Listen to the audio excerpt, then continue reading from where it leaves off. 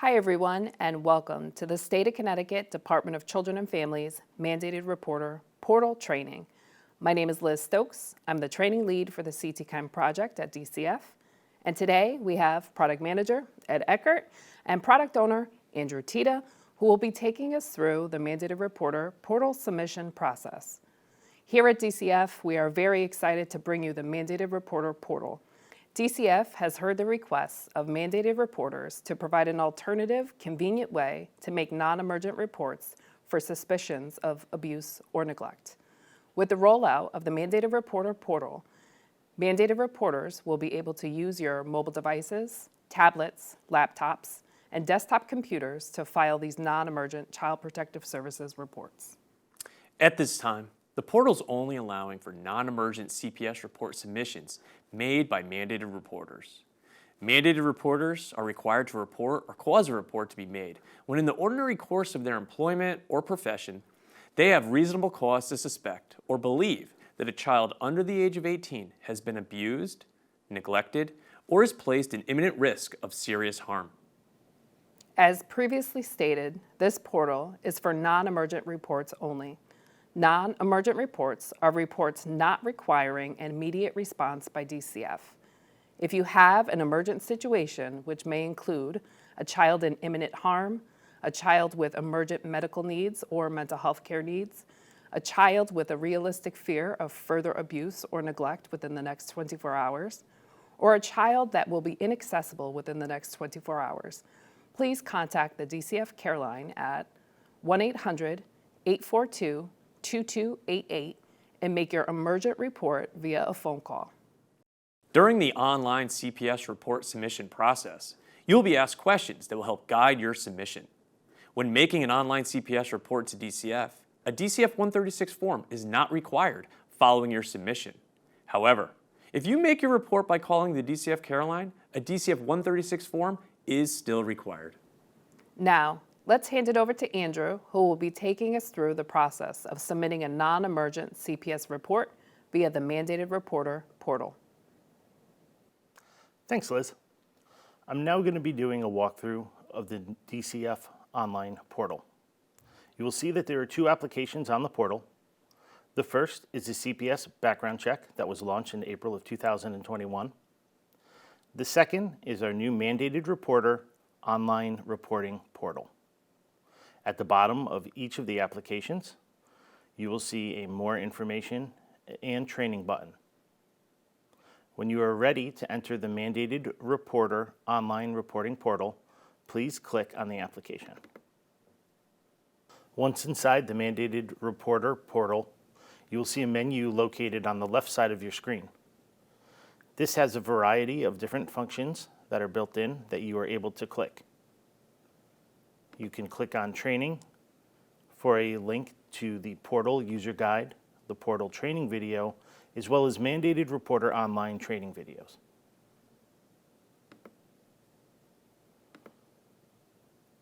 Frequently asked questions. Each question is a drop-down. By clicking on the question, a drop-down with the answer will open up for each of the questions.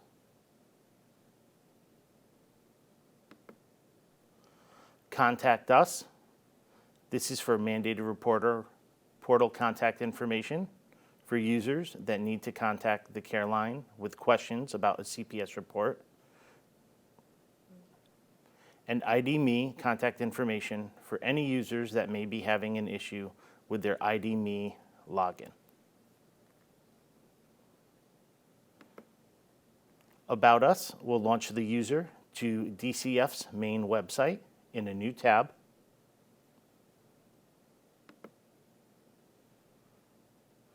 On our Links tab, our user will find a list of links for community-based resources, as well as a tab for mandated reporters with useful links. Clicking on one of these links will launch into a new window for the user.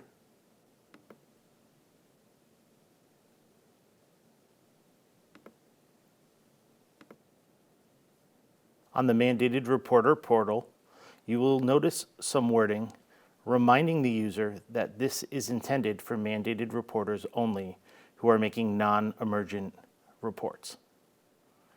Additionally, if you make a report using the online portal, this will count as a substitution for submitting a DCF 136. If you are from a birthing hospital, there is a link located to make a submission through the CAPTA newborn portal. If you are ready to make your report, you will click on Sign In with ID Me. If you are a first-time user, you will be asked to create an ID Me account.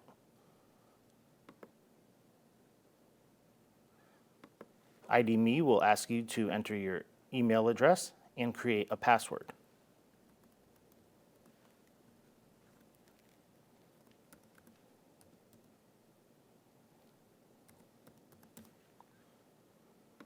You will then be asked to create a password. Please make sure that your password has both a lowercase and uppercase letter, one number at least, and a minimum of 8 characters.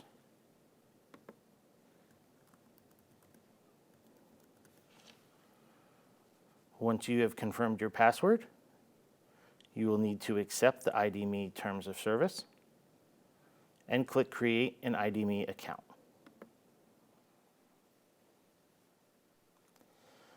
Right now, ID Me will be sending you an email to your email address. You will need to open up your email and verify the email that you receive from ID Me. Within that email will be a 6-digit code that you will use for your verification that will need to be entered here.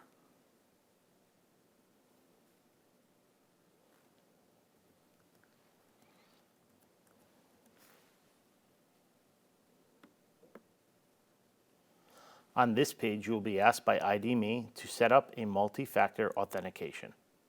There are a variety of options, including receiving a text message or phone call, as well as using additional software such as a FIDO security key or a code generator.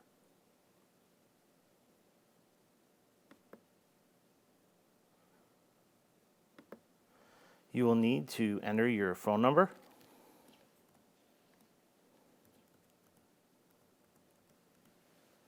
and then make a selection if you would like to receive a multi-factor authentication code via text or a phone call. ID Me will send you a 6-digit code to your phone that you will need to enter here.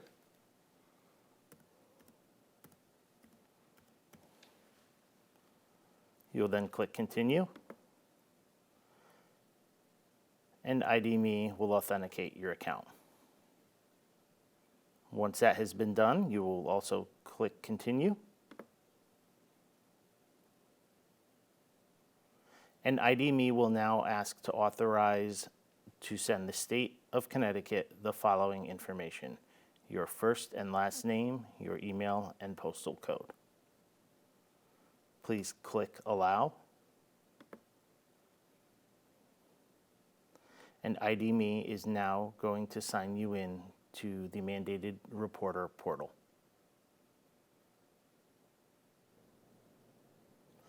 Once logged into ID Me, you will notice that the green button located in the center of your screen will now give you the option of starting a CPS report. Please click the green button to start your report.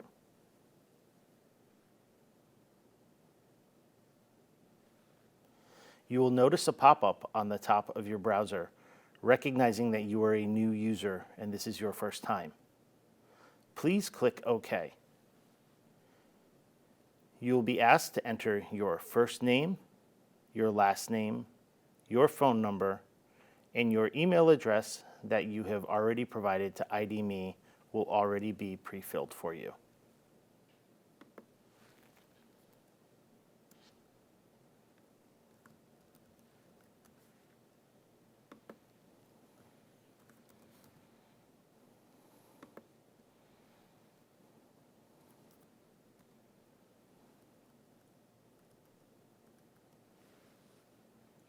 Once you have entered all of your information, you will click the Update Contact Information button. You will receive a pop-up message saying your update was successful and you will be transported back to the landing page. I will now kick it over to Liz, who is going to walk you through the submission of a CPS report. Now, when you are ready to start your CPS report, you will go ahead and click the green button, Start CPS Report. This will bring you into a series of questions that you will need to answer to complete your CPS report. At the top, we have a orange banner, which just states by failing to submit the below information in full or submitting a report that is emergent, you have not met your responsibility as a mandated reporter and are subject to penalty. This just means that if you have a report to be made, you must ensure that you make the report either by this portal, if it's non-emergent, or by calling the DCF care line.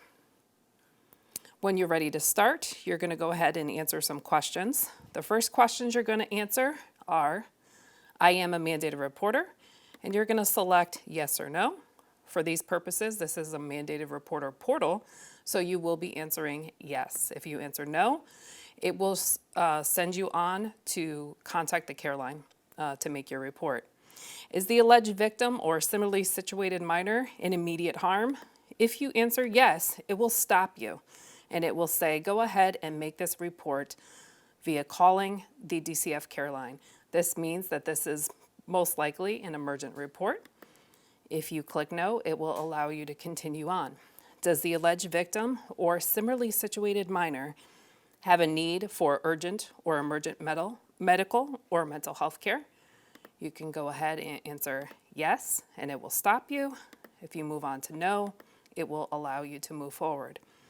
Do you, as the reporter or the alleged victim or similarly situated minor, have a realistic fear of further abuse or neglect within the next 24 hours? If you say yes, it will stop you. If you say no, it will allow you to move forward. Will the alleged victim or similarly situated minor be inaccessible within the next 24 hours? If you go ahead and click yes, it will stop you. And if you click no, it will allow you to move forward. Is this report on a child's fatality, life-threatening injury, safe haven, or sexual abuse with access to the perpetrator in the home? If you go ahead and click yes, it will again stop you. If you click no, it will allow you to move forward. Please select the capacity in which you are a mandated reporter. And now you have a few options: hospital medical provider, police, court, judicial services, school, or other. If you do not fit into these categories, please select other. For today's purposes, I'm going to select hospital medical provider. And you can see an additional question popped up. Are there concerns you have pertaining to a newborn child? If you select yes and click next to move forward, there will be a pop-up redirecting you to the CAPTA portal to make a CAPTA submission. For today's purposes, we are not going to move forward to that portal, and we are going to click cancel. And I'm going to move forward by answering no, it is not about a newborn child. I'm going to click next and move forward. As you can see at the top, you have different sections to complete before you're completely done. At the top, we are now on to the reporter section, and we have completed the disclaimer section.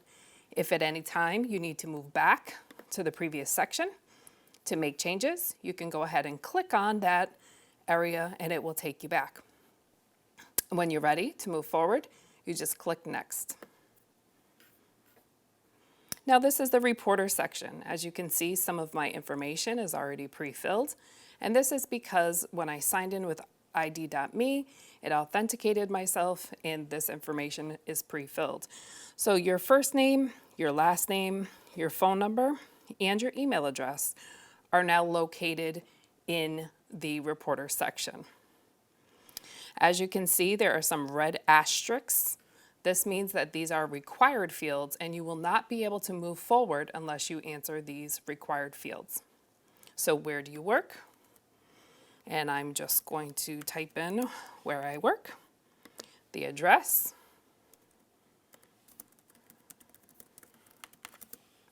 the city. State is a drop-down, so you can begin typing, or you can select the drop-down and pick the state. zip code.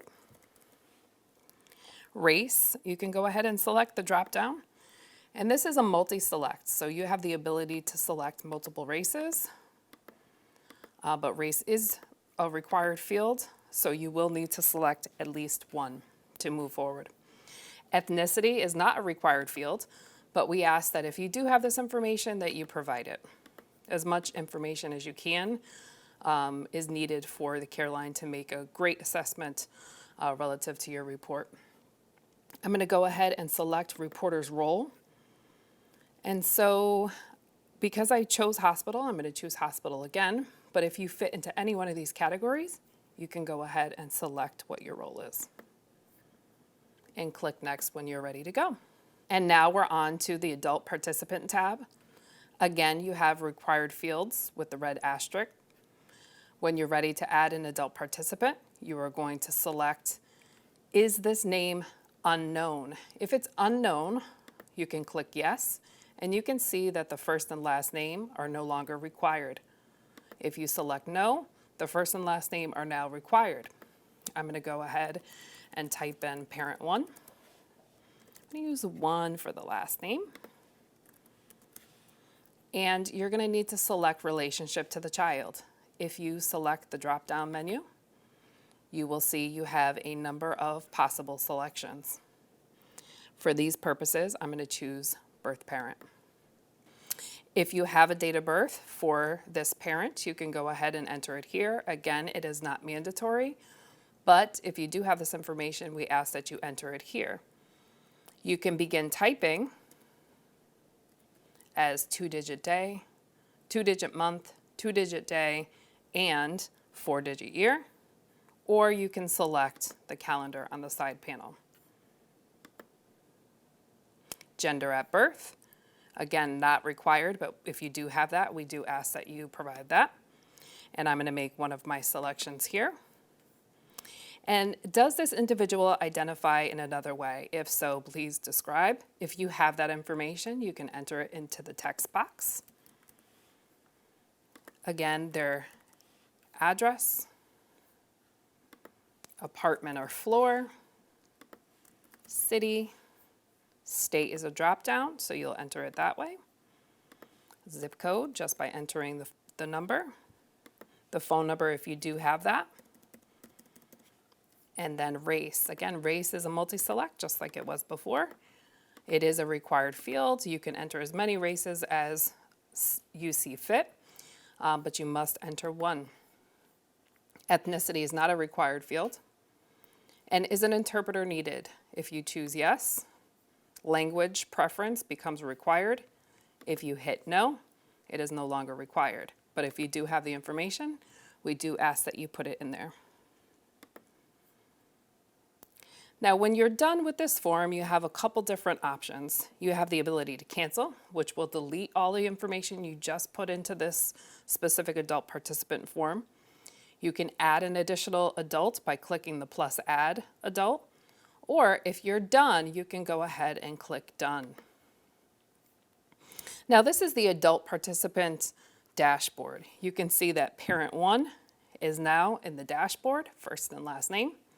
From this screen, you have the ability to add an adult by clicking plus add, or you can go ahead and click the 3 lines over here where you can begin to edit your selection, or you can go ahead and delete it. When you're ready to move forward and you're happy with the adult participant, you can go ahead and click next. Now we've moved on to the child participant. Again, same format as the adult participant. Is this name unknown? If you click yes, first and last name no longer become required. If you click no, you can go ahead and enter the first and last name. I'm going to go ahead and enter child 1. Now your next question is the child a victim of abuse, neglect, or maltreatment? This is a drop-down where you can select yes or no. If this child is the victim, you will select yes. Again, with the date of birth, you can go ahead and enter the 2-digit month, 2-digit day, and 4-digit year. Or click the calendar to make your selection. Gender at birth, you can go ahead and select male, female, or unknown. I'm going to make my selection. Does this individual identify in another way? If so, please describe. If you have that information, please provide it there. You're going to enter address, apartment floor, city, state by hitting the drop-down list and making your selection, and zip code. Again, if you have this information, please provide it here. The more information you provide, the better off we can make an assessment. And the phone number. Race is a required field, and again is multi-select. You can choose as many races as you like, or at least one. You can go ahead to ethnicity. If you have this information, you can enter it. It is not required, but if you do have it, please enter it. It is multi-select as well. Is an interpreter needed? Yes. Language preference becomes required. If no, you can go ahead and move forward. If there is a language preference, you can go ahead and select it. Now, when you're done filling out this form for the child participant, you can go ahead and click Cancel, which will delete everything on the screen. You can add a child here, or you can click Done. Once you click Done, you can see Child 1 is now into the child participant's dashboard.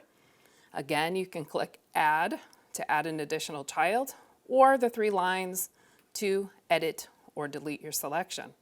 If for some reason you've thought about changing information on your reporter tab, again, you have the ability to go back to each of these tabs that you've already completed to change the information you've already entered. When you're ready to move forward, you're going to go ahead and click Next. Now here is your general CPS questions. The questions with the red asterisks are required. Please provide the date of the alleged child abuse, neglect, or maltreatment. If the date of the child's abuse, neglect, or maltreatment is unknown, please provide the date you are submitting this CPS report to DCF. So I'm going to pick today's date, or if you have a different date that the incident occurred, you can go ahead and select that date. Are you aware of any physical injuries present on the alleged child victim? If you select no, it will allow you to move forward as is. If you select yes, it will add an additional question. Please indicate all physical injuries to the child as the result of the alleged abuse or neglect.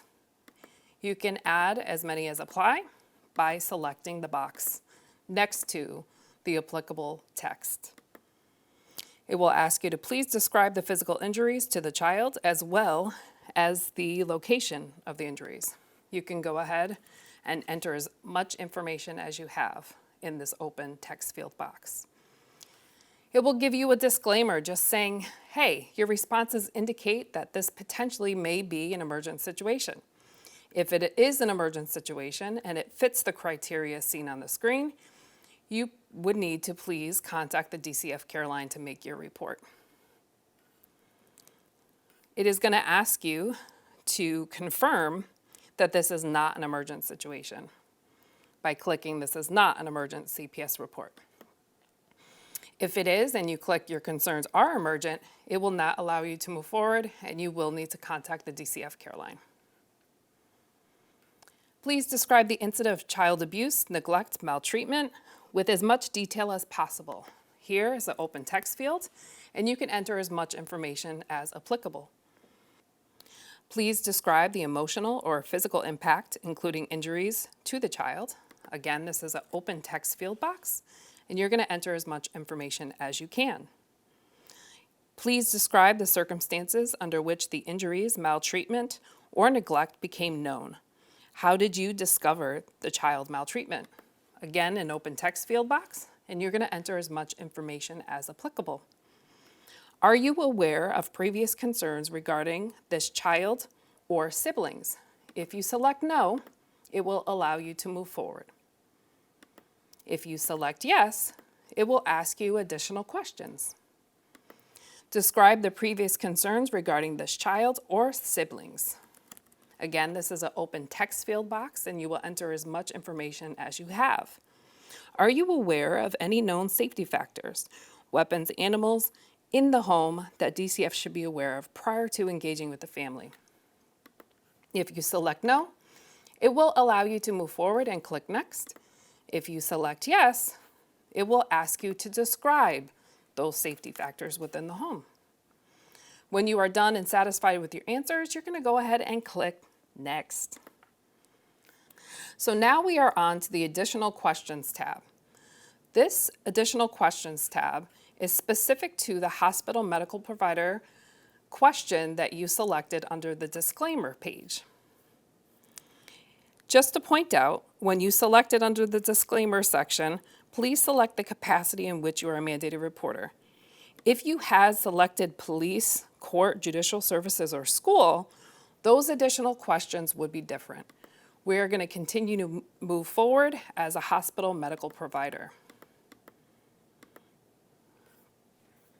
Your first question is, are you aware of the child victim diagnosed with a medical, mental health condition that impacts their vulnerability? This is a drop-down. Please select the drop-down and you will have the option to select yes or no. If you select no, it allows you to continue to move forward. If you select yes, it will add an additional question. This question is, what medical mental health condition impacts the child's vulnerability? Please explain. This is an open text field box, and this will allow you to add as much information as you have available. Are there any outstanding, necessary medical mental health needs for any child in the home? This is an open text field box, and you can enter as much information as possible. What medical mental health care are you providing in your role and which family member? Again, this is an open text field box, and please provide as much information as you can here. When you're ready to move forward and you're satisfied with your answers, please click next. Now we're on to our intimate partner violence, human trafficking, and substance misuse section. Here you have the ability to select whichever applies: intimate partner violence, human trafficking, or substance misuse. For today's purposes, I am not going to fill this out specifically, but we do ask that you make your selections within each section, specifically answering those questions that are required with the red asterisk, and you answer them to the best of your ability. For today's purposes, I will just fill out the IPV questions, and then I'll show you the additional sections. When you are ready to move forward, you can click next. For today, I will show you the questions for human trafficking, and I'll show you the questions for substance misuse. If none of these apply and you do not have any selections, you can go ahead and click next. And now we're on to additional information. And this asks you, please provide any additional information here that is relevant to the welfare of this family.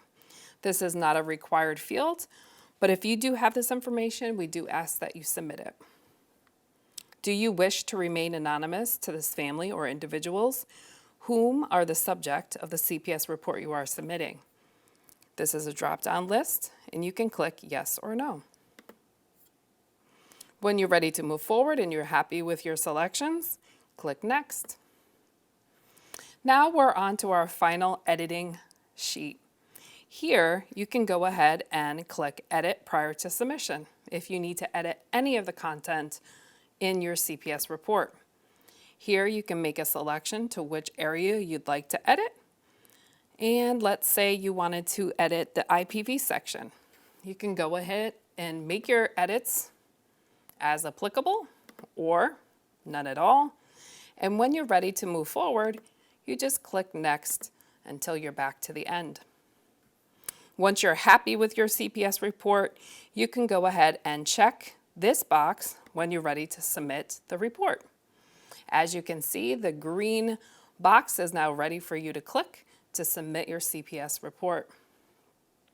Go ahead and click on Submit CPS Report, and you will notice a successful submission pop-up. You have now successfully submitted your CPS report. Once you have successfully submitted your report, you will receive a confirmation email.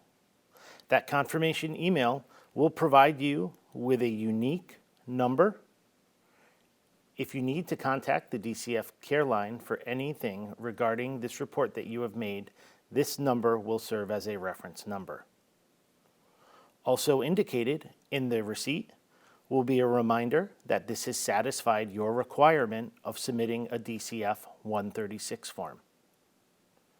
If you do not receive a confirmation email, your report was not successful and you will need to contact the DCF care line.